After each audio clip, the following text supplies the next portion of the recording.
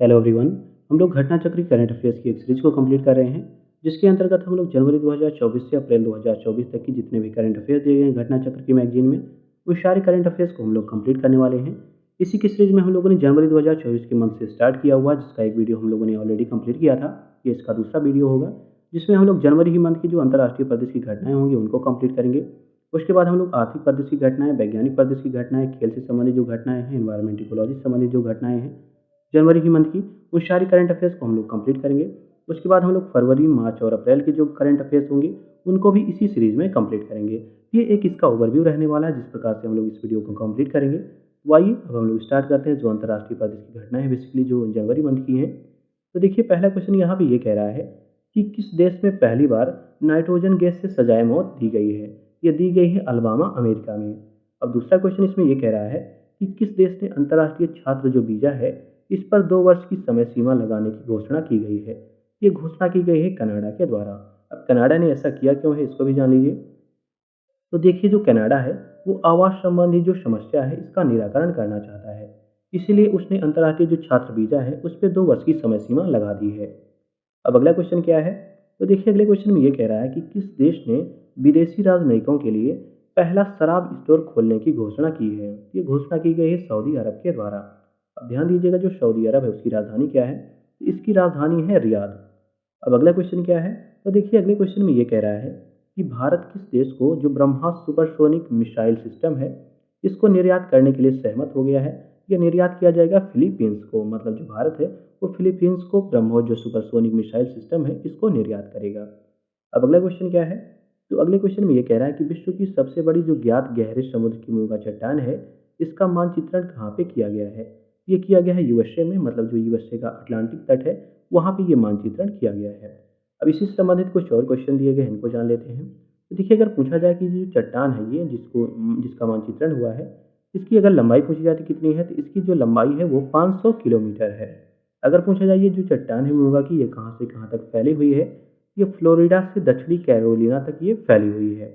अब अगला क्वेश्चन क्या है, तो देखिए अगले क्वेश्चन में कह रहा है कि जो भारत है वो तांबे के खनन के लिए किस देश में उद्योग प्रतिनिधि मंडल भेजेगा। ये भेजेगा जाम्बिया में।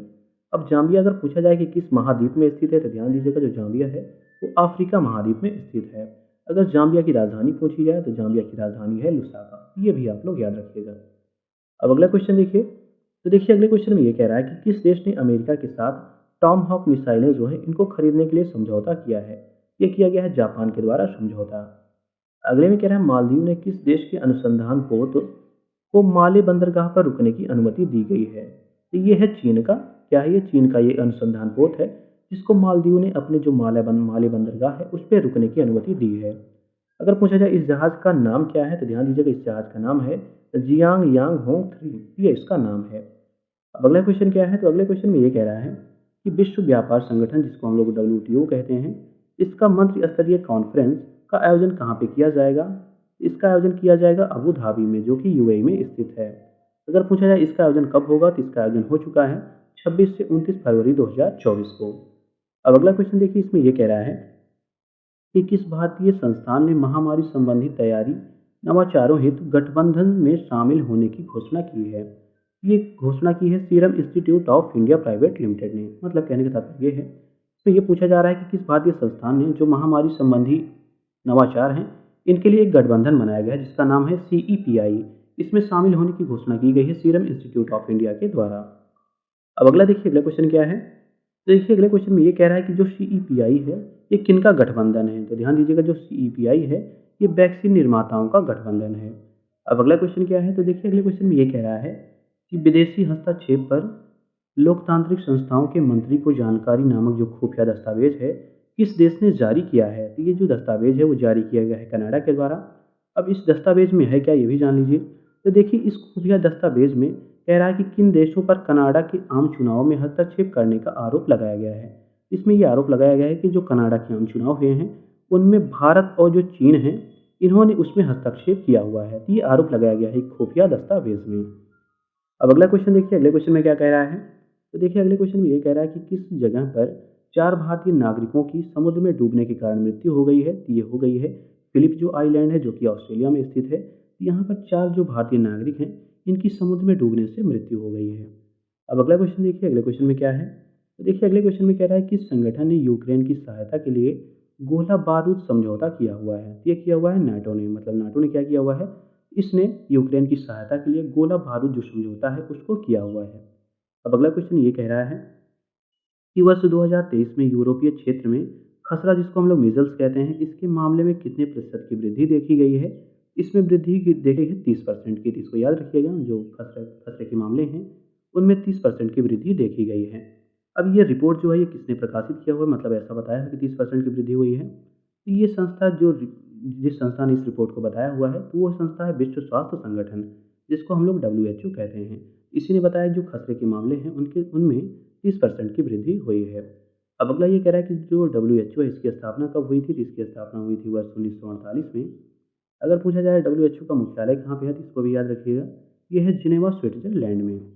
अब अगला क्वेश्चन ये कह रहा है कि भारत ने किस देश के साथ संयुक्त आर्थिक और व्यापारिक जो समिति है इसको गठित करने की घोषणा की है? ये की है डोमिनिकन रिपब्लिकन के साथ। अब अगला देखिए अगले क्वेश्चन में क्या है? तो देखिए अगले क्वेश्चन में ये कह रहा है कि किस देश की पार्लियामेंट ने स्वीडन के नाटो में शामिल होने के लिए बिल पास किया है? ये पास किया है तुर्की के द्वारा। अब अगले क्वेश्चन में कह रहा है कि जो मलेरिया वैक्सीन है ये कार्यक्रम चलाने वाला दुनिया का पहला देश कौन बन गया है? तो ये बन गया है कैमरून। कैमरून ने क्या किया है? इसने मलेरिया वैक्सीन कार्यक्रम चलाने वाला ये पहला देश बन गया है। अब अगला क्वेश्चन क्या है? तो देखिए अगले क्वेश्चन में ये कह रहा है कि किस देश के धरोहर स्थलों पर सौर ऊर्जा स्टेशनों का उद्घाटन किया गया है? ये किया गया है मिस्र में।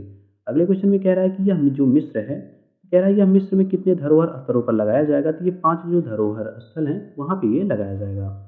अब अगला क्वेश्चन देखिए, अगले क्वेश्चन में ये कह रहा है कि दुनिया का सबसे ऊंचा राम मंदिर किस देश में बनेगा? तो ध्यान दीजिएगा, दुनिया में अगर पूछा जाए सबसे ऊंचा राम मंदिर कहाँ पे बनेगा, ये बनेगा ऑस्ट्रेलिया में।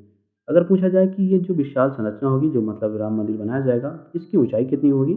इसकी ऊंचाई होगी लगभग 721 फीट की इसकी ऊंचाई होगी, जो कि दुनिया का सबसे ऊंचा राम मंदिर बनेगा। कहाँ पे बनेगा? ऑस्ट्रेलिया में बनेगा। अब अगला क्वेश्चन क्या है, इसको जान लेते हैं। तो देखिए अगर पूछा जाए इस मंदिर की लागत कितनी होगी, मतलब जो सबसे बड़ा मंदिर बन रहा है, सबसे ऊंचा मंदिर ऑस्ट्रेलिया में, अगर इसकी लागत पूछी जाए, इसकी लागत है लगभग 600 करोड़ रुपए। अगले में कह रहा है खाद्य एवं कृषि संगठन, जिसको हम लोग FAO कहते हैं, इसकी कह रहा है मत्स्य प्रबंधन की उप समिति का उपाध्यक्ष किस देश को चुना गया है? ये चुना गया है भारत को। अब अगला देखिए अगला क्वेश्चन क्या है? तो देखिए अगले क्वेश्चन में कह रहा है हाल ही में भारत मिस्र के मध्य होने वाले संयुक्त युद्धाभ्यास, जिसका नाम है साइक्लोन, इसका आयोजन कहाँ पे किया जा रहा है? इसका आयोजन किया जा रहा है मिस्र में। काफ़ी इंपॉर्टेंट क्वेश्चन, इसको याद रखिएगा। डायरेक्टली ऐसे भी क्वेश्चन बन सकता है कि जो साइक्लोन युद्धाभ्यास होता है वो किन के मध्य होता है? ये भारत और मिस्र के मध्य आयोजित होता है। और इसका आयोजन कहाँ पे हुआ? 1 फरवरी 2024 को ये हुआ है मिस्र में, मतलब 22 जनवरी से 1 फरवरी 2024 तक ये आयोजित किया गया है। ये आयोजित किया गया है मिस्र में, इसको आप लोग याद रखिएगा। अब अगला क्वेश्चन ये कह रहा है कि सैन्य अभ्यास जिसका नाम है स्टीड फास्ट डिफेंडर, इसका कह रहा है कि 2024 का जो संस्करण हुआ है किसके द्वारा इसका आयोजन किया जा रहा है? तो ये किया जा रहा है नेटो के द्वारा। अब अगला इसी में क्वेश्चन ये कह रहा है, इसी से संबंधित है, इसमें कह रहा है कि इस अभ्यास में कुल कितने देश भाग ले रहे हैं? तो इसमें 31 देश भाग ले रहे हैं। इसके अतिरिक्त इसी में ये क्वेश्चन कह रहा है कि जो उत्तरी अटलांटिक संधि संगठन है, तो ध्यान दीजिएगा ये नेटो का फुल फॉर्म है। इसकी कह रहा है इसकी स्थापना कब हुई थी? तो इसकी स्थापना हुई थी वर्ष 1949 में। अगर नाटो का मुख्यालय पूछा जाए कहाँ पे है, तो ये इसका मुख्यालय ब्रुसेल्स जो बेल्जियम में स्थित है, वहाँ पे नाटो का मुख्यालय है। अब अगला क्वेश्चन ये कह रहा है कि जो ईरान में बलूची आतंकवादी ठिकाने हैं, इन पे हमले के लिए पाकिस्तान ने कौन सा ऑपरेशन चलाया है? इस ऑपरेशन का नाम है मार्गबार समचार। क्या नाम है? सरमाचर। ध्यान दीजिएगा, मार्गबार सरमाचर इसका नाम है, जो कि स्टार्ट किया गया पाकिस्तान के द्वारा, मतलब पाकिस्तान के द्वारा एक ऑपरेशन चलाया गया है जिसका उद्देश्य है कि जो ईरान में बलूची आतंकवादी हैं उनके ठिकाने को नष्ट किया जाए। अब अगला क्वेश्चन क्या है? तो अगले क्वेश्चन में कह रहा है कि फ्यूचर पॉसिबिलिटी, ध्यान दीजिएगा, कह रहा है फ्यूचर पॉसिबिलिटी इंडेक्स 2024 किसने प्रकाशित किया है? ये प्रकाशित किया गया है न्यूज़ वीक, वांटेड और हॉरिजन ग्रुप के द्वारा। ये इस ग्रुप के द्वारा ये रिपोर्ट प्रकाशित की गई है। अब इस रिपोर्ट की कुछ इंपॉर्टेंट बातें हैं, इनको भी जान लीजिए। तो देखिए कह रहा है इस रिपोर्ट में, यह कह रहा है इस सूची में शीर्ष स्थान पर किस देश ने हासिल किया हुआ है? तो इसमें शीर्ष स्थान है यूके के मिला हुआ है। दूसरा, अगर तीसरा स्थान पूछा जाए किन देशों को प्राप्त हुआ है, तो दूसरा स्थान डेनमार्क को प्राप्त है और तीसरा स्थान USA को प्राप्त है। अगर भारत का स्थान इसमें पूछा जाए, भारत कौन से स्थान पर है, तो भारत इसमें 35वें स्थान पर है। चीन का अगर स्थान देखा जाए तो चीन का स्थान इसमें 19वां है अगर अंतिम 17वां स्थान पूछा जाए कौन सा देश इसमें शामिल है, तो ये है पाकिस्तान। अब अगला क्वेश्चन देखिए, अगले क्वेश्चन में क्या है? तो अगले क्वेश्चन में कह रहा है जल के भीतर जो परमाणु हथियार प्रणाली है, इनका परीक्षण किस देश के द्वारा किया गया है? ये किया गया है उत्तर कोरिया के द्वारा। मतलब उत्तर कोरिया जो है वो क्या काम करेगा, तो वो जल के भीतर परमाणु हथियार प्रणाली जो है इसका भी परीक्षण कर दिया है। मतलब इसका परीक्षण करने की उसके पास क्षमता हो गई है। इसमें कह रहा है कि उत्तर कोरिया के अगर सर्वोच्च नेता पूछा जाए कौन है, तो इनका नाम है किंग जोंग उन। अब अगला क्वेश्चन देखिए, अगले क्वेश्चन में ये कह रहा है कि जो G77 है, इसका तीसरा जो दक्षिण सम्मेलन है ये कहाँ पे आयोजित किया गया? ये आयोजित किया गया है कंपाला, जो कि युगांडा में स्थित है। तो यहाँ पे G77 का तीसरा दक्षिण सम्मेलन, यहाँ पे इसका आयोजन किया गया है। अगर इसके पहले और दूसरे दक्षिण सम्मेलन का आयोजन पूछा जाए कब किया गया था, तो इसके पहले जो दक्षिण सम्मेलन था उसका आयोजन वर्ष 2002 में हुआ था, और जो दूसरा हुआ था इसका आयोजन हुआ था वर्ष 2005 में। अगर पूछा जाए जो तीसरा दक्षिण जो सम्मेलन हुआ, इसकी थीम कौन सी थी, मतलब ये किस थीम पर आधारित था? इसकी थीम थी लिविंग नो वन बिहाइंड। ये इसकी थीम थी, जिसको मतलब G77 जो अभी हाल में जो 2024 में स्टार्ट किया गया था, तो उसकी थीम थी लिविंग नो वन बिहाइंड। तो इस थीम के साथ इसको स्टार्ट किया गया है। अब यहाँ पे ये ध्यान दीजिएगा, काफ़ी इंपॉर्टेंट क्वेश्चन है। इसमें कह रहा है जी जो 77 ग्रुप है, इसमें कितने देशों के समूह शामिल हैं? तो इसमें 135 जो देश हैं उनके समूहों को शामिल किया गया है। तो ध्यान दीजिएगा, नाम यद्यपि इसका G77 है, लेकिन इसमें अगर देशों का समूह पूछा जाए तो इसमें 135 देशों का समूह शामिल किया गया है। अब अगला क्वेश्चन क्या है, इसको जान लेते हैं। तो देखिए, अगले क्वेश्चन में कह रहा है कि वैश्विक मिलिट्री स्ट्रेंथ जो रैंकिंग 2024 में जारी की गई है, इसमें पूछा जा रहा है कौन सा देश शीर्ष स्थान पर रहा है? तो इसमें अमेरिका जो है शीर्ष स्थान पर रहा है। इस रैंकिंग में अगर भारत का क्रम पूछा जाए तो भारत को इसमें चौथा स्थान मिला है। अगर इसमें दूसरे और तीसरे स्थान की बात की जाए तो दूसरे स्थान पर रूस रहा है और तीसरे स्थान पर चाइना इसमें रहा है। मतलब पहले स्थान पर अमेरिका, दूसरे पर रूस, तीसरे पर चाइना और चौथे पर हमारा प्यारा भारत रहा है। ये रही है वैश्विक मिलिट्री स्ट्रेंथ जो रैंकिंग है, जिसको जिसको अमेरिका के द्वारा जारी किया जाता है। इसमें अमेरिका ही प्रथम स्थान पर रहा है और भारत को इसमें चौथी रैंक मिली हुई है। अब अगला क्वेश्चन देखिए, अगले क्वेश्चन में क्या है? तो देखिए, जो ये रैंकिंग है ये कौन जारी करता है? तो ध्यान दीजिएगा, जो रैंकिंग है ये जारी की जाती है ग्लोबल फायर पावर के द्वारा, जो कि अमेरिकी वैश्विक कंपनी है, या एक कह सकते हैं ये संस्था है जो कि ये रिपोर्ट जारी करती है। अब अगला क्वेश्चन ये कह रहा है कि गुट निरपेक्ष आंदोलन, जिसको हम लोग नैम के नाम से जानते हैं, इसका कह रहा है 19वां शिखर सम्मेलन कहाँ पे संपन्न हुआ है? तो इसका संपन्न हुआ है 19वां शिखर सम्मेलन ये कंपाला में हुआ है, जिसको हम लोग युगांडा में कहते हैं। मतलब जो कंपाला है ये जो बेसिकली युगांडा में स्थित है, यहीं पर नैम का जो 19वां शिखर सम्मेलन है वो आयोजित किया गया है। अगर पूछा जाए 19वें जो शिखर सम्मेलन था, इसकी अगर थीम पूछी जाए, मतलब इसकी थीम क्या थी? इसकी थीम थी साझा वैश्विक समृद्धि के लिए सहयोग को बढ़ाना। अब अगला इसी में ये कह रहा है जो वर्ष 2024 से 27 के लिए गुटनिरपेक्ष आंदोलन का अध्यक्ष देश होगा, ये कौन सा है? तो ये है युगांडा। तो ध्यान दीजिएगा, जो युगांडा है वो 2024 से 27 के लिए गुटनिरपेक्ष आंदोलन का अध्यक्ष देश वो नियुक्त किया गया है। अब अगला क्या कह रहा है? तो देखिए, अगले क्वेश्चन में ये कह रहा है कि जो युगांडा के राष्ट्रपति हैं वो कौन है? इनका नाम है योवेरी कागुटा मुसेवेनी, ये इनका नाम है। अब अगला क्वेश्चन इसी में ये कह रहा है कि गुटनिरपेक्ष आंदोलन का पहला जो शिखर सम्मेलन है इसका आयोजन कहाँ पे किया गया था? ये किया गया था बेलग्रेड, जो कि सर्बिया यूगोस्लाविया में है। कब किया गया था? ये किया गया था वर्ष 1961 में। अब अगला क्वेश्चन देखिए, अगले क्वेश्चन में ये कह रहा है कि किस देश ने ताइवान, जिसको हम लोग चीनी ताइपे कहते हैं, इसके साथ अपने राजनयिक संबंध समाप्त कर लिए हैं? ये समाप्त किए हैं नौरू गणराज्य ने। किसने समाप्त किए हैं? नौरू गणराज्य ने। अगले में कह रहा है भारत ने लिथियम की खोज और खनन के लिए किस देश के साथ समझौता किया है? काफ़ी इंपॉर्टेंट क्वेश्चन है। ये समझौता किया गया है अर्जेंटीना के साथ। अगर अर्जेंटीना की राजधानी पूछी जाए तो अर्जेंटीना की राजधानी है ब्यूनस आयर्स। याद रखिएगा, क्या है? ब्यूनस आयर्स अर्जेंटीना की राजधानी है। और अर्जेंटीना के साथ ही भारत जो है लिथियम की खोज खोज और खनन के लिए इसके साथ समझौता किया गया है। अब अगला क्वेश्चन क्या है? तो देखिए, अगले क्वेश्चन में कह रहा है ऑप्टिकल एड जो है ये नाम, ये क्या है? तो ये एक जासूसी उपग्रह है। इसका पूछता है सफल परीक्षण किस देश के द्वारा किया गया है? इसका सफल परीक्षण जापान के द्वारा किया गया है। अगले में क्या है? मालदीव ने कब तक भारतीय सेना को हटाने का प्रस्ताव दिया है? तो ये किया है 15 मार्च 2024 तक। अब अगला क्वेश्चन क्या कह रहा है? तो देखिए, अगले क्वेश्चन में ये कह रहा है कि जो राष्ट्रीय सुरक्षा सलाहकार की बैठक का आयोजन होता है ये कहाँ पे किया गया? ये किया गया है दावोस, स्विट्जरलैंड में। अगर पूछी जाए किसकी, मतलब इसका विषय क्या था, मतलब ये किस विषय पर आधारित था? इसका विषय था यूक्रेन में शांति बहाली। अब अगला इसमें ये कह रहा है कि भारत का प्रतिनिधित्व जो है इसमें किसने किया था? तो भारत का प्रतिनिधित्व किया गया था विक्रम मिश्री के द्वारा, जो कि उपराष्ट्रीय सुरक्षा सलाहकार हैं। अब अगला देखिए, अगले में क्या कह रहा है? तो अगला क्वेश्चन ये कह रहा है कि व्यापार, पारगमन और सहयोग पर भारत नेपाल अंतर सरकारी उप समिति, जिसको हम लोग IGCS IGSC कहते हैं, इसकी बैठक का आयोजन कहाँ पे किया गया है? इसका आयोजन किया गया मतलब इसकी बैठक का आयोजन किया गया काठमांडू, नेपाल में। अगले क्वेश्चन में कह रहा है शांति के लिए एशियाई बौद्ध सम्मेलन, जिसको हम लोग एबीसीपी कहते हैं, इसकी कह रहा है कि 12वीं जो महासभा है उसका आयोजन कहाँ पे किया गया है? तो इसका जो 12वीं महासभा है इसका आयोजन हुआ है नई दिल्ली में। अगले में कह रहा है विदेश मंत्री एस जयशंकर ने किस देश का दौरा किया है? तो ये किया है ईरान का दौरा किया है। कब किया था? 14 से 15 जनवरी को। अब अगले क्वेश्चन में ये कह रहा है कि किस देश ने 22 जनवरी को हिंदू धर्मावलंबियों को 2 घंटे की छुट्टी देने की घोषणा की है? तो ये की है मॉरिशस ने। अगले में कह रहा है द्वितीय अंतर्राष्ट्रीय आयुष महासम्मेलन कहाँ पर आयोजित हुआ है? तो ये हुआ है दुबई, यूएई में। अब अगला क्वेश्चन ये कह रहा है कि किस देश के प्रधानमंत्री ने यूक्रेन का दौरा किया है? तो ये है यूके के प्रधानमंत्री। अब अगर यूक्रेन की राजधानी पूछी जाए क्या है, तो यूक्रेन की राजधानी है कीव। अब अगला क्वेश्चन क्या है, इसको जान लेते हैं। तो देखिए अगले क्वेश्चन में ये कह रहा है कि ब्रिटेन की कितनी सैन्य सहायता, मतलब ब्रिटेन कह रहा है उसने कितनी सैन्य सहायता की घोषणा की है? तो ये की है 2.5 बिलियन पाउंड की घोषणा की है। अब अगले में क्या है यूके के प्रधानमंत्री का नाम क्या है? तो इनका नाम है ऋषि सुनक। अब अगला क्वेश्चन ये कह रहा है कि ग्वाटेमाला के नए राष्ट्रपति के रूप में किसने शपथ ली है? तो ये शपथ ली है वार्नाल्डो ऑरवेलो ने। किसने ली है? वार्नाल्डो ऑरवेलो ने जो है वो ग्वाटेमाला के नए राष्ट्रपति के रूप में इन्होंने शपथ ली हुई है। अगर पूछा जाए कि ग्वाटेमाला की अवस्थिति कहाँ पे, मतलब ग्वाटेमाला स्थित कहाँ पे है, तो ये मध्य अमेरिका में स्थित है।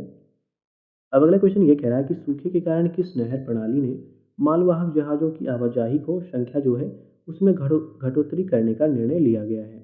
ये है पनामा नहर। मतलब पनामा नहर में क्या हुआ है, तो यहाँ पे सूखे की स्थिति हो गई उस क्षेत्र में, तो वहाँ पे पानी की कमी हो गई है, इसलिए जो आवाजाही की संख्या थी, मतलब मालवाहक जो आज जहाज आते जाते थे उस नहर से होके, उनकी संख्या में कमी कर दी गई है। अब अगला क्वेश्चन ये कह रहा है कि जो पनामा नहर है किन दो महासागरों को जोड़ता है? काफ़ी इंपॉर्टेंट है, स्टैटिक जीके है। ये अटलांटिक महासागर और पैसिफिक महासागर को ये जोड़ता है। अब अगला क्वेश्चन ये कह रहा है कि लाई चिंगटे ने कहाँ, जो ये लाई चिंगटे जो हैं इन्होंने कहाँ का राष्ट्रपति चुनाव जीता हुआ? तो ये ताइवान के राष्ट्रपति का चुनाव इन्होंने जीता हुआ है। ये पूछा जा रहा है कि ये किस पार्टी के नेता हैं? तो ये पार्टी का इनका नाम है डीपीपी, जिसका मतलब होता है डेमोक्रेटिक प्रोग्रेसिव पार्टी। तो ये इस पार्टी के नेता हैं जो कि ताइवान के राष्ट्रपति के रूप में ये चुने गए हैं। अब अगला क्वेश्चन देखिए, अगले क्वेश्चन में ये कह रहा है कि जो स्टील फैब है इसका 19वां संस्करण कहाँ पे आयोजित किया गया है? तो ये किया गया यूएई में। अगले में कह रहा है अमेरिका द्वारा किन देशों के ऊपर हैती जो विद्रोही हैं इनका समर्थन करने के कारण उनके शिपिंग कंपनियों पर प्रतिबंध लगाने की घोषणा की गई है?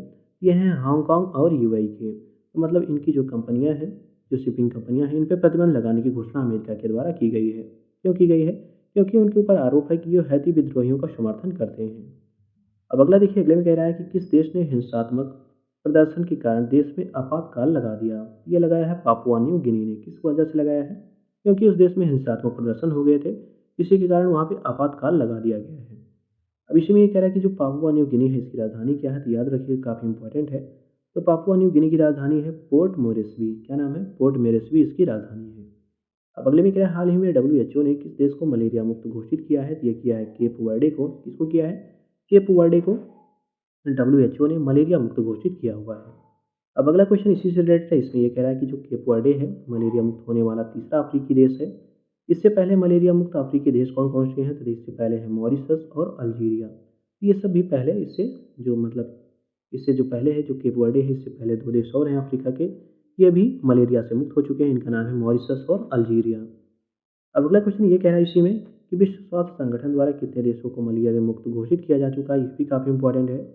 ये घोषित किया गया है 43 देश को, मतलब 43 देशों को अब तक मलेरिया मुक्त घोषित किया जा चुका है। अब अगला क्वेश्चन ये कह रहा है कि भूटान में किस राजनीतिक दल ने आम चुनाव में जीत हासिल की है? तो इस पार्टी का नाम है पीपुल डेमोक्रेटिक पार्टी। तो इसी के द्वारा जीत हासिल की गई है। अगले में कह रहा है किस देश ने, कह रहा है पीएम मोदी पर अपमानजनक टिप्पणी करने वाले 3 मंत्रियों को निलंबित कर दिया है? ये किया था मालदीव ने। मतलब मालदीव के 3 मंत्री थे जिन्होंने प्रधानमंत्री नरेंद्र मोदी पर आपत्तिजनक टिप्पणी की थी। इस कारण जो मालदीव है उसने अपने 3 मंत्रियों को निलंबित कर दिया था। अब अगला क्वेश्चन ये कह रहा है कि किसे डेनमार्क का नया सम्राट घोषित किया गया है? तो इनका नाम है फ्रेडरिक दसम। अगले में कह रहा है किस देश ने यूएन सिक्योरिटी काउंसिल की बैठक बुलाने की वकालत की है? ये वकालत की गई है रूस के द्वारा। अगला इसी में ये कह रहा है कि बैठक बुलाने का मुख्य कारण क्या है? तो इसका कारण ये है कि यमन पर यूएसए और ब्रिटेन द्वारा सैन्य कार्रवाई की गई है। जिसके कारण रूस ने कहा है कि वो यूएन सिक्योरिटी काउंसिल की बैठक बुलाने की मतलब वो मांग कर रहा है। अब अगला क्वेश्चन देखिए, अगले क्वेश्चन में क्या है तो देखिए अगले क्वेश्चन में ये कह रहा है कि किस देश के सुप्रीम कोर्ट ने, ध्यान दीजिएगा, कह रहा है किस देश के सुप्रीम कोर्ट ने न्यायालय की शक्तियों को कम करने वाला विधेयक को रद्द कर दिया है? तो ये किया है इजराइल ने। अगला क्वेश्चन ये कह रहा है कि जो आईआईटी गांधीनगर है, इसने किस विश्वविद्यालय के साथ अकादमिक और अनुसंधान के क्षेत्र में सहयोग के लिए समझौता किया हुआ है? ये किया है यूनिवर्सिटी ऑफ सैन डियागो, जो कि यूएसए की यूनिवर्सिटी है, जिसके साथ समझौता किया गया है। अगले में कह रहा है किस देश में लोकतंत्र समर्थकों पर हमला करने हमला करके उन्हें मार दिया है? तो ये किया है सूडान ने। मतलब सूडान देश ने, जो सूडान देश है वहाँ पे लोकतंत्र जो समर्थक हैं उन पर हमला किया गया और उनको मार दिया गया है। ये हुआ है सूडान में। अब अगला क्वेश्चन ये कह रहा है कि हेनले पासपोर्ट इंडेक्स 2024 में भारतीय पासपोर्ट को किस स्थान पर रखा गया है? मतलब भारतीय पासपोर्ट को कौन सी रैंकिंग मिली है? तो भारत को 80वां स्थान मिला हुआ है। और इसी में पूछ रहा है किन देशों को संयुक्त रूप से पहला स्थान प्राप्त है? तो ध्यान दीजिएगा, पहला स्थान जो प्राप्त है वो बहुत सारे देशों को प्राप्त है। जिनमें है France, Germany, Italy, Japan, Singapore और स्पेन। तो इन सभी को संयुक्त रूप से पहला स्थान दिया गया है और भारत का स्थान है इसमें 80वां। अब अगला क्वेश्चन ये कह रहा है कि भारत ने किस देश में भारत पार्क बनाने की घोषणा की है? तो ये की है संयुक्त अरब अमीरात, जो की है यूएई में। यहाँ पे भारत पार्क बनाने की घोषणा भारत के द्वारा की गई है। अब इस पार्क को स्थापित करने का उद्देश्य क्या है ये भी जान लीजिए। तो इसका पार्क का उद्देश्य है कि दूसरे देश भारतीय वस्तु खरीद सकें। मतलब कह रहा है जो दूसरे देश हैं, ताकि जो भारत की वस्तुएं हैं उनको खरीद सकें, इसी के लिए जो ये पार्क है इसको स्थापित किया जाएगा। अब अगला क्वेश्चन ये कह रहा है कि रक्षा मंत्री राजनाथ सिंह ने किस देश की यात्रा की है? तो इन्होंने ब्रिटेन की यात्रा की हुई है। इससे पहले कह रहा है किस भारतीय रक्षा मंत्री ने ब्रिटेन की यात्रा की थी? तो इससे पहले जॉर्ज फर्नांडिस, जो कि वर्ष 2002 में इन्होंने ब्रिटेन की यात्रा की हुई थी। अब अगला क्वेश्चन ये कह रहा है कि श्रीलंका के कैंडी में अपना परिसर खोलने का फैसला किस आईआईटी ने किया है? ये आईआईटी डिसीजन लिया है कि वो श्रीलंका के कैंडी में अपना एक परिसर खोलेगा। अब इसकी घोषणा किसके द्वारा की गई है? तो इसकी घोषणा की गई है डॉक्टर सुशील प्रेम जयंता के द्वारा, जो कि श्रीलंका के शिक्षा मंत्री हैं। अब अगला क्वेश्चन इसमें ये कह रहा है कि फ्रांस के सबसे कम उम्र के प्रधानमंत्री कौन बने हैं? तो इनका नाम है गैब्रियल अटल, जो कि फ्रांस के सबसे कम उम्र के प्रधानमंत्री बने हुए हैं। अगर इनकी उम्र पूछी जाए कितनी है, तो इनकी उम्र है 34 ईयर, मतलब ये 34 साल के हैं, जो कि फ्रांस के अभी नए में प्रधानमंत्री बने हैं। इनका नाम है गैब्रियल अटल। अब अगला क्वेश्चन ये कह रहा है कि किस देश को यूनेस्को की विश्व धरोहर समिति के 46वें सत्र की मेजबानी हेतु चुना गया है? ये चुना गया है भारत को। इसी में ये कह रहा है कि यूनेस्को की विश्व धरोहर समिति का जो 46वां सत्र है ये कब आयोजित होगा? ये होगा जुलाई 2024 में और आयोजित होगा नई दिल्ली में। अब अगला क्वेश्चन ये कह रहा है कि वर्तमान में यूनेस्को में भारत के अस्थायी प्रतिनिधि कौन है? तो ये है विशाल वी वर्मा। अगले में कह रहा है किस देश ने भारत के साथ ग्रीन फ्यूल अलायंस इंडिया, जिसको हम लोग जीएफएआई कहते हैं, ये बनाया है? ये बनाया है डेनमार्क ने। अब अगला क्वेश्चन ये कह रहा है कि सक्सेस मास्त्रा जो है वो किस देश का प्रधानमंत्री नियुक्त किया गया है? तो इनको नियुक्त किया गया है चाड गणराज्य का। मतलब जो सक्सेस मास्त्रा है, इनको चाड जो गणराज्य है वहाँ का प्रधानमंत्री नियुक्त किया गया है। अगला क्वेश्चन इसी में ये कह रहा है कि जो चाड गणराज्य है इसकी राजधानी क्या है? तो इसकी राजधानी का नाम है अंजामिना। याद रखिएगा, अंजामिना जो है वो चाड गणराज्य की राजधानी है। अब अगले में ये कह रहा है कि जो शेख मोहम्मद सबा अल सलेम अल सबा हैं, इनको कह रहा है किस देश का प्रधानमंत्री नियुक्त किया गया है? तो इनको कुवैत देश का प्रधानमंत्री नियुक्त किया गया है। अब अगला क्वेश्चन क्या है? तो देखिए अगले क्वेश्चन में ये कह रहा है कि हाल ही में किस देश के कह रहा है करमान शहर में बम विस्फोट से लगभग 100 लोगों की मृत्यु हो गई है? तो ये हुआ था ईरान में। अगर पूछा जाए ईरान की राजधानी क्या है, तो ईरान की राजधानी है तेहरान। अगले क्वेश्चन में ये कह रहा है कि किसने बिम्स्टेक के नए महासचिव के रूप में कार्यभार संभाला है? तो इनका नाम है इंद्रमणि पांडे, जो कि भारत के हैं। अगले में कह रहा है उन्होंने किसका स्थान लिया हुआ है? तो इन्होंने जो तेंजिंग लेकफेल हैं, जो कि भूटान के थे, उन्हीं का स्थान इन्होंने लिया हुआ है। इनका नाम है इंद्रमणि पांडे। अब अगला क्वेश्चन ये कह रहा है कि बिम्स्टेक का गठन कब हुआ था? तो बिम्स्टेक का जो गठन है वो 1997 में हुआ था। अब बिम्स्टेक का अगर मुख्यालय पूछा जाए तो बिम्स्टेक का मुख्यालय ढाका बांग्लादेश में है। और इसके सदस्य देश पूछे जाए कौन कौन से सदस्य इसमें है बिम्स्टेक में? इसमें बांग्लादेश है, भूटान है, भारत है, म्यांमार है, श्रीलंका है, नेपाल है, थाईलैंड है। इनमें सभी ये देश शामिल किए गए हैं। मतलब जो बिम्स्टेक है उसमें इतने सदस्य देश शामिल हैं। अब अगला क्वेश्चन क्या है, इसको जान लेते हैं। तो देखिए अगले क्वेश्चन में कह रहा है भारत ने किस देश के साथ हाइड्रोकार्बन क्षेत्र में सहयोग बढ़ाने हेतु एक समझौता ज्ञापन पर हस्ताक्षर किया है? तो ये किया है गुयाना, जो कि दक्षिण अमेरिका का देश है। अगले में कह रहा है कि यह समझौता कब तक लागू रहेगा? तो ये 5 वर्षों के लिए लागू रहेगा। अब अगला क्वेश्चन ये कह रहा है कि किस देश ने हिम तेंदुओं को राष्ट्रीय प्रतीक घोषित किया है? तो ये किया है किर्गिस्तान ने। किसने किया है? किर्गिस्तान ने जो हिम तेंदुआ है इसको राष्ट्रीय प्रतीक घोषित किया हुआ है। अगले में कह रहा है हिम तेंदुओं को किस नाम से जाना जाता है? तो इसको घोस्ट ऑफ माउंटेन के नाम से जाना जाता है। तो डायरेक्टली पूछा जा सकता है घोस्ट ऑफ माउंटेन है क्या? तो ये है हिम तेंदुआ। अगले में कह रहा है विश्व में हिम तेंदुओं का सर्वाधिक निवास क्षेत्र किस देश में है? तो ये चीन में सबसे ज़्यादा हिम तेंदुए पाए जाते हैं। अगले में कह रहा है ये भारत के किन क्षेत्रों या केंद्र शासित प्रदेशों में पाए जाते हैं?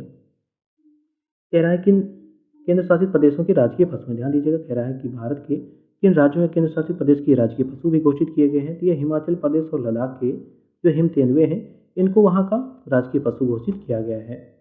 अगर पूछा जाए कि जो हिम तेंदुए हैं इनकी आईयूसीएन रेड लिस्ट में इनका स्टेटस क्या है, मतलब इनको कौन सा स्टेटस प्राप्त है आईयूसीएन की रेड लिस्ट में? इनको शुबेर, जिसको हम लोग वल्नरेबल कहते हैं, इनकी कैटेगरी में इनको शामिल किया गया है। अगला कह रहा है कि जो हिम तेंदुए हैं इनको भारतीय वन्यजीव संरक्षण अधिनियम 1972 की किस अनुसूची में रखा गया है? इनको अनुसूची 1 में रखा गया है, मतलब इनको ज़्यादा प्रोटेक्ट किया गया है। अगले में कह रहा है अंतर्राष्ट्रीय जो हिम तेंदुआ दिवस है कब मनाया जाता है? तो ये 23 अक्टूबर को मनाया जाता है। अब अगले में कह रहा है किस देश की महारानी ने 52 वर्ष तक सिंहासन पर आसीन रहने के बाद पदत्याग की घोषणा की है? तो ये की है डेनमार्क की एक महारानी है, जिन्होंने 52 वर्ष तक सिंहासन पर आसीन रही, उसके बाद इन्होंने त्यागपत्र की घोषणा की हुई है। डेनमार्क की महारानी का क्या नाम है ये पूछा जा रहा है। ये नाम है इनका मार्गरेट द्वितीय। अगर डेनमार्क की राजधानी पूछी जाए तो इनकी राजधानी है कोपेनहेगन। तो क्या ध्यान दीजिएगा, जो कोपेनहेगन है वो डेनमार्क की राजधानी है। अब अगला क्वेश्चन ये कह रहा है कि बांग्लादेश ने किस नोबेल पुरस्कार विजेता अर्थशास्त्री को 6 माह की कैद की सज़ा सुनाई है? ये सज़ा सुनाई गई है मोहम्मद यूनुस को। क्या है? मोहम्मद यूनुस। तो मोहम्मद यूनुस जो हैं उनको पहले नोबेल पुरस्कार भी मिल चुका है अर्थशास्त्र में, और इनको 6 माह की सज़ा कैद की, मतलब 6 माह की कैद की सज़ा इनको सुनाई गई है बांग्लादेश के द्वारा। अब अगला देखिए, इसमें ये कह रहा है कि जो मोहम्मद यूनुस हैं इनको ये सज़ा दी क्यों गई है? इनको श्रम कानून का उल्लंघन करने के लिए इनको ये सज़ा दी गई है। अगले में कह रहा है मोहम्मद यूनुस किस लिए प्रसिद्ध है? तो ये बांग्लादेश में ग्रामीण बैंकों की स्थापना के लिए प्रसिद्ध हैं। अब अगले में कह रहा है उन्होंने किस वर्ष नोबेल पुरस्कार जीता था? तो उन्होंने 2006 में नोबेल पुरस्कार जीता था, और इनको हाल ही में 6 माह की कैद की सज़ा सुनाई गई बांग्लादेश के द्वारा। अब अगला क्वेश्चन क्या है इसको जान लेते हैं। तो देखिए अगले क्वेश्चन में ये कह रहा है कि कांगो लोकतांत्रिक गणराज्य के राष्ट्रपति के रूप में पुनः किसे चुना गया है? तो ये चुना गया है फेलिक्स सीसेकेदी को। क्या है नाम इनका? फेलिक्स सीसेकेदी इनका नाम है। अगले में कह रहा है ब्रिक्स समूह में शामिल देशों की संख्या कितनी है? तो ये 9 मतलब देश हैं ब्रिक्स में जो शामिल हैं। अब इसी में कह रहा है जो ब्रिक्स है इसमें 4 नए सदस्य देशों को शामिल करने की घोषणा की गई है। अब ये 4 नए देश कौन कौन से हैं? तो इन सदस्य देशों में मिस्र है, इथोपिया है, ईरान है और संयुक्त अरब अमीरात है। इन 4 देशों को शामिल करने की बात की गई है, मतलब पहले से 9 थे, 4 की घोषणा हुई है, शामिल किया जाए। अब अगला क्वेश्चन इसी से रिलेटेड ये कह रहा है कि किस देश द्वारा ब्रिक्स में शामिल होने की औपचारिक घोषणा अभी तक नहीं की गई है? ये सऊदी अरब के द्वारा अभी तक इसकी औपचारिक घोषणा नहीं की गई है। अगले में कह रहा है किस देश में ब्रिक्स का सदस्य बनने के प्रस्ताव को वापस लौटाने की घोषणा की है? ये अर्जेंटीना ने जो ब्रिक्स में सदस्य बनने के प्रस्ताव था उसको लौटाने की घोषणा की गई है अर्जेंटीना के द्वारा।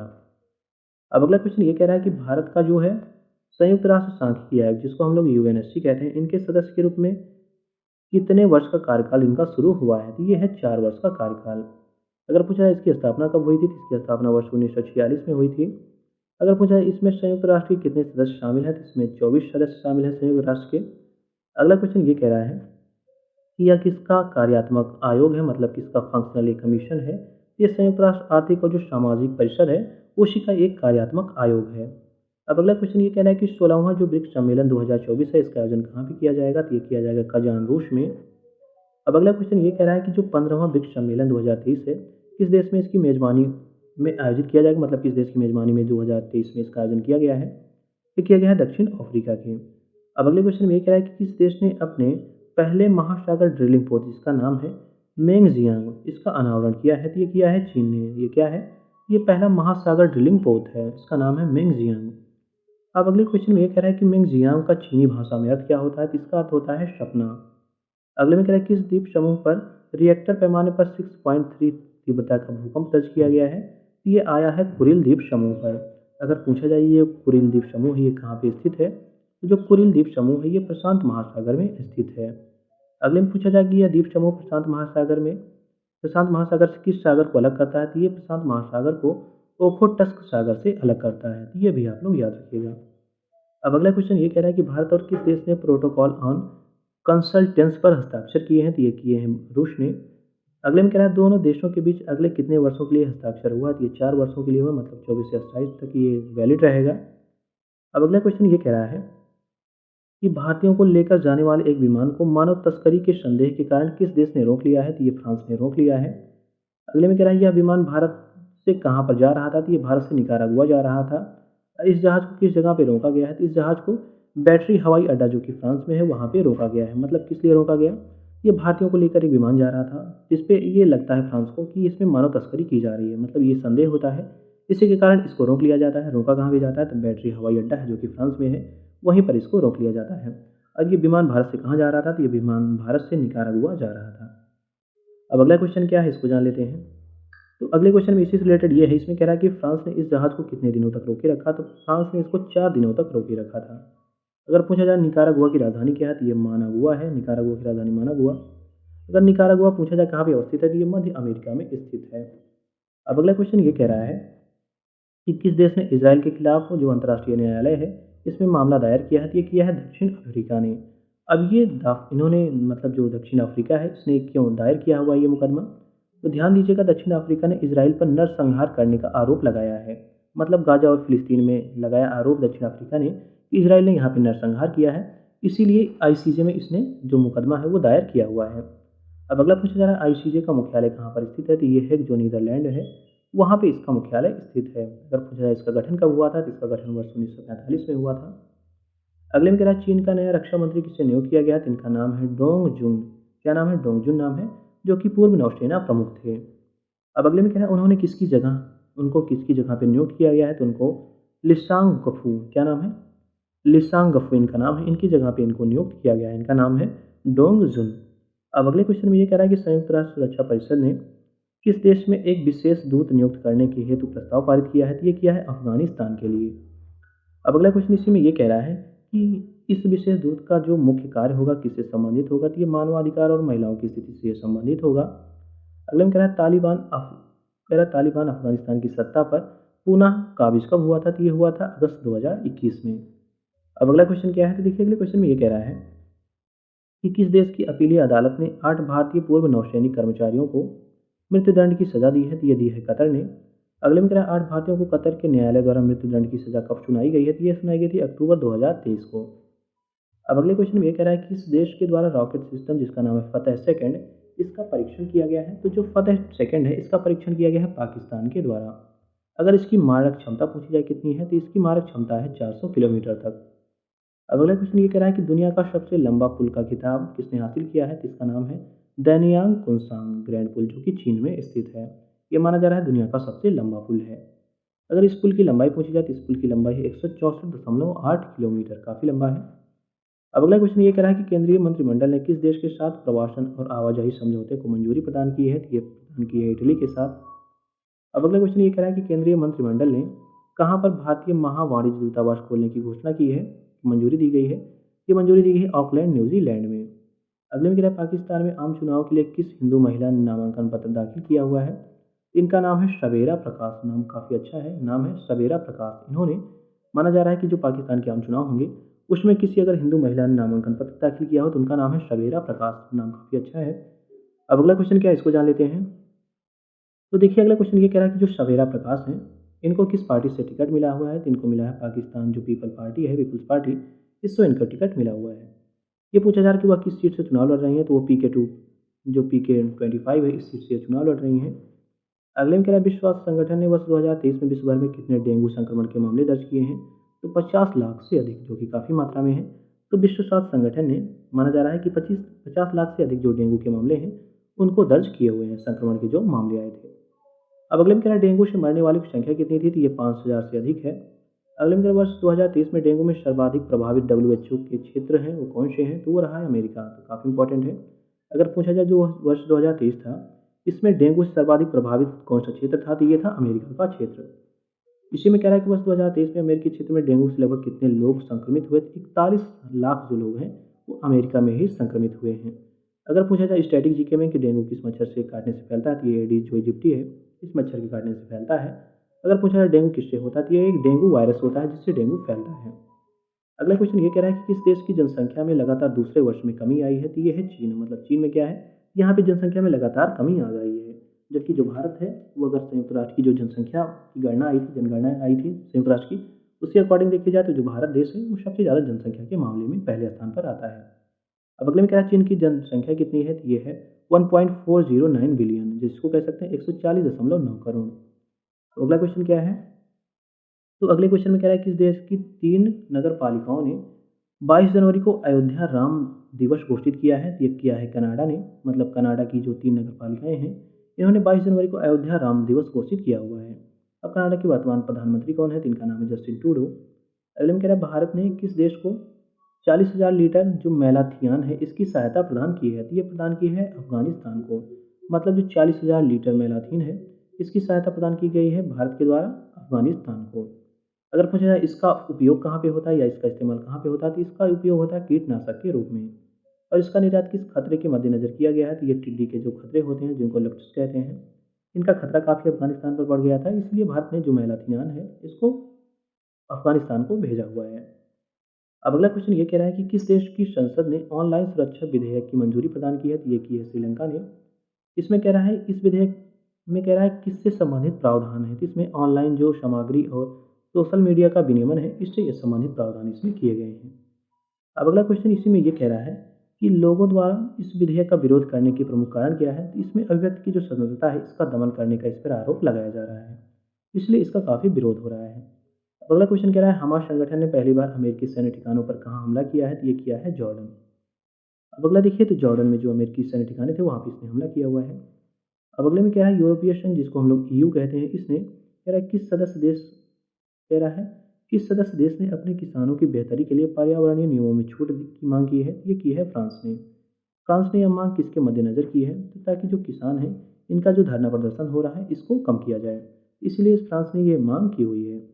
अब अगला क्वेश्चन देखिए अगले में क्या है, तो अगले में कह रहा है कहाँ के मछुआरों को सोमालिया के समुद्री लुटेरों ने बंधक बना लिया है, तो ये है श्रीलंका। मतलब श्रीलंका के समुद्री मतलब जो श्रीलंका है वहाँ के मछुआरे थे जिनको जो सोमालिया के लुटेरे हैं उनके द्वारा बंधक बना लिया गया है। अब इसी में ये कह रहा है कि इसके बचाव के लिए किस देश की पहल की, मतलब इसकी बचाव के लिए किस देश ने पहल की है, तो ये भारत ने की हुई है। सोमालिया की राजधानी क्या है, तो याद रखिएगा इसकी राजधानी है मोगादिशु, याद रखिए काफ़ी इंपॉर्टेंट है। तो सोमालिया की राजधानी मोगादिशु है। सोमालिया की सीमाएं अगर पूछा किससे लगती हैं, तो ये अदम की खाड़ी व हिंद महासागर से लगती हैं। अब अगला क्वेश्चन ये कह रहा है कि जो ईरान पाकिस्तान सैन्य तनाव है इसके बावजूद किसने पाकिस्तान की यात्रा की है, तो ये की है हुसैन अमीर अब्दुल्लाहियान ने, जो कि ईरान के विदेश मंत्री हैं। अब ये जो पेज है इसको बाद अगर हम लोग ये कंप्लीट कर लेंगे तो ये जो पूरा करंट अफेयर्स है अंतर्राष्ट्रीय क्रम का ये कंप्लीट हो जाएगा, बस थोड़ा सा और बचा रह गया है। तो अगला क्वेश्चन ये कह रहा है कि ऑस्ट्रेलिया के किस राज्य का व्यापार जो है प्रतिनिधिमंडल भारत आया था, तो ये आया था वेस्टर्न ऑस्ट्रेलिया का। इसी में कह रहा है कि यह भारत के किस राज्य में आया था, तो ये आया था तमिलनाडु में। अगले में कह रहा है शेरिंग तोब्गे कहाँ के प्रधानमंत्री चुने गए हैं, तो ये भूटान के चुने गए हैं प्रधानमंत्री। अगले में कह रहा है ये उनका कौन सा कार्यकाल होगा, तो ये इनका दूसरा कार्यकाल होगा। अगले में कह रहा है वो किस पार्टी से संबंधित है, वो पीपुल्स डेमोक्रेटिक पार्टी से संबंधित हैं। अब अगले में कह रहा है पश्चिमी अफ्रीका देशों की आर्थिक संगठन जिसको हम लोग ECOWAS के नाम से जानते हैं, इससे कह रहा है कितने देशों ने बाहर होने का फैसला किया है, तो इसमें से 3 देशों ने बाहर होने का फैसला किया है। ये देश कौन कौन से हैं, तो ये देश है माली, नाइजर और बुर्किना फासो। इन तीनों देशों ने इससे निकलने की घोषणा की हुई है। अब अगला ये क्वेश्चन कह रहा है कि ईरान ने पहली बार एक साथ कितनी सैटेलाइट लॉन्च की है, तो ये एक साथ 3 सैटेलाइट लॉन्च की है। इनके नाम क्या है, तो इनके नाम है मेहता, कायहान 2 और हथेब फर्स्ट। ये 3 मिसाइलों को लॉन्च किया गया है। अब अगले में कह रहा है यूएसए ने वर्ष 2023 में भारतीयों के लिए कुल कितने वीज़ा जारी किए थे, तो ये 1.4 मिलियन वीज़ा जारी किए थे। अगले में कह रहा है वर्ष 2022 की तुलना में वर्ष 2023 में कितने प्रतिशत की वृद्धि हुई, तो 60% की वृद्धि वीज़ा जारी करने में हुई है। अब अगले में कह रहा है पाकिस्तान के एक न्यायालय ने पूर्व प्रधानमंत्री इमरान खान पर कितने वर्षों की सज़ा सुनाई है, तो इनको 10 साल की सज़ा सुनाई गई है। और उन पर आरोप क्या लगाया गया था जिसकी वजह से इनको 10 साल की सज़ा सुनाई गई है। इन पर आरोप लगा है कि ये देश की खुफिया जानकारी उजागर करने का इन पर आरोप लगा हुआ है। अब अगला क्वेश्चन ये कह रहा है कि किस देश ने 3 साल बाद चीन के कानून को दरकिनार करते हुए अपना खुद का राष्ट्रीय सुरक्षा कानून मांग करने की पहल की है, तो ये की है हांगकांग ने। अगले में कह रहा है इटली अफ्रीका समिट का आयोजन कहाँ पे हुआ है, तो ये रोम इटली में हुआ है। इसी में कह रहा है कि इटली ने इसके लिए कौन सी योजना बनाई है, तो ये बनाई है मैतेई योजना, इसी के तहत बनाई गई है। और इस योजना का उद्देश्य क्या है, मतलब जो मैतेई योजना है इसका उद्देश्य क्या है, तो इसका उद्देश्य ये है कि अफ्रीका में निवेश को बढ़ावा देना और आप्रवासन को रोकना, तो ये इसी उद्देश्य के साथ इस योजना को स्टार्ट किया गया है। अब अगले में क्या है आसियान के विदेश मंत्रियों की बैठक का आयोजन कहाँ पे हुआ है, तो ये हुआ है लुआंग प्रवांग जो कि लाओस में है। यहाँ पे जो आसियान के विदेश मंत्री हैं इनकी बैठकों का आयोजन किया गया है। अब लास्ट में यही कुछ और बचे हुए हैं 4 6 10, उसके बाद ये कंप्लीट हो जाएगा पूरी तरह से। तो देखिए इसमें ये कह रहा है कि इसकी अध्यक्षता किसने की थी, जिसका अभी हम लोगों ने पीछे क्वेश्चन दिखा था। इसकी अध्यक्षता की गई है सेलियो मैक्स कोमाशित के द्वारा, जो कि लागोस के विदेश मंत्री हैं। अगर इसका मुख्य विषय पूछा जाए क्या रहा, तो इसका मुख्य विषय रहा है कि म्यांमार में शांति बहाली और दक्षिण चीन सागर में तनाव की बहाली करना। अब अगला क्वेश्चन ये कह रहा है कि विश्व मौसम विज्ञान संगठन, जिसको हम लोग WMO कहते हैं, इसने यूरोप के सर्वाधिक तापमान की माप की घोषणा की है। यह कहाँ मापा गया है, तो ये मापा गया है सिसिली में। यह कितने डिग्री सेल्सियस तापमान था, तो ये भी याद रखिएगा, तो ये था 48.8 डिग्री सेल्सियस। अगले में कह रहा है WMO किसकी एक सहयोगी संस्था है, तो ये संयुक्त राष्ट्र की एक सहयोगी संस्था है। अगर इसका मुख्यालय पूछा जाए तो इसका मुख्यालय जिनेवा स्विट्जरलैंड में है। अगले में कह रहा है रेड सी में तनाव के कारण खाद्य पदार्थों में वृद्धि की आशंका किसके द्वारा जताई गई है, तो ये अंकटाड के द्वारा जताई गई है। मतलब क्या कहने का तात्पर्य है, ये जो लाल सागर है वहाँ पे तनाव की स्थिति हो गई है, इस वजह से वहाँ से जो आवागमन होता है वो बाधित हो गया है। तो इस वजह से अंकटाड ने ये अनुमान लगाया है कि जो खाद्य पदार्थ होंगे उनमें वृद्धि हो सकती है। अगले में कह रहा है कौन सा देश 2024 के अंत तक चंद्र मिशन भेजने को तैयार है, तो ये है ताइवान। अगले में कह रहे हैं चर्चा में रहा स्थान जिसका नाम है मैक टाउन, ये कहाँ पर स्थित है, तो ये है बलूचिस्तान पाकिस्तान में। अगले में कह रहा है इसकी चर्चा होने का कारण क्या था, तो इस पे आतंकी बम विस्फोट हुआ था, इसीलिए ये चर्चा में था, याद रखिएगा। अगर पूछा मैक टाउन कहाँ थी, ये बलूचिस्तान पाकिस्तान में है। अब अगले में कह रहा है भारत मालदीव के मध्य तनाव के दौरान मालदीव ने किसके साथ मेडिकल सपोर्ट की पहल की है, तो ये श्रीलंका के साथ की हुई है। अगले में कह रहे हैं मलेशिया का नया सुल्तान किसे बनाया गया, तो इनका नाम है सुल्तान इब्राहिम सिकंदर। अगले में कह रहे हैं मलेशिया की राजधानी क्या है, तो यह है कुआलालंपुर, तो इसकी मलेशिया की राजधानी है। अब अगले में कह रहा है किन दो देशों ने दक्षिण चीन सागर में सहयोग हेतु समझौता किया है, तो ये किया फिलीपींस और वियतनाम ने। अगले में कह रहे हैं मालदीव में किस अभियोजन जनरल पर दिन दहाड़े हमला किया गया है, तो इनका नाम है हुसैन शमीम। अगले में कह रहा है राम मंदिर प्राण प्रतिष्ठा पर किस देश ने आपत्ति करते हुए UN को पत्र लिखा है, तो ये लिखा है पाकिस्तान ने। अब अगला क्वेश्चन ये कह रहा है कि सांस्कृतिक संबंधों को मजबूत करने के लिए किस देश में अशोक स्तंभों की नींव रखी गई है, तो ये रखी गई है श्रीलंका में, ताकि जो हमारे संबंध हैं उससे मजबूत हों। अब अगला क्वेश्चन कह रहा है लास्ट इसके 2 क्वेश्चन है, इसमें कह रहा है अमेरिका कि किस राज्य ने बिल पास कर भारत के 75वें गणतंत्र दिवस का स्वागत किया, तो ये किया वाशिंगटन ने। अगले में कह रहा है भारत ने सूचना प्रौद्योगिकी के क्षेत्र में सहयोग के लिए किस देश के साथ समझौता किया है, तो ये किया है ओमान के साथ। और ओमान की राजधानी क्या है, तो ओमान की राजधानी है मस्कट। इस प्रकार हम लोगों ने जो अंतर्राष्ट्रीय क्रम की घटनाएं थी जनवरी माह की, उन सारी घटनाओं को हम लोगों ने कंप्लीट किया।